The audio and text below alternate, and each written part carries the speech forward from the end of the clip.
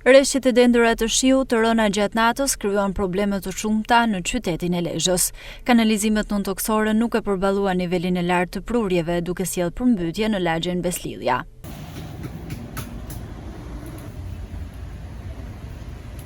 Situata më problematike u paraqit në bloqet e banimit 11 janarit dhe 11.2 hektar, ku niveli i ujit arriti në disa centimetër, duke bllokuar hyrjet e pallateve dhe vështirësuar lëvizjet e qytetarëve dhe të automjeteve.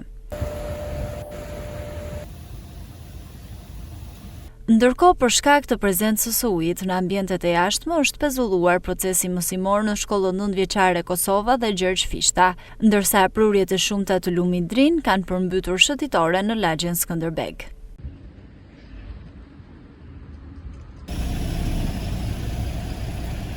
Prej orëve të para të mëngjesit të së martës, strukturat e Bashkisë Lezhë kanë dalë në terren ku policia bashkiake ka bllokuar lëvizjen, ndërsa situata po mbahet në monitorim të vazhdueshëm.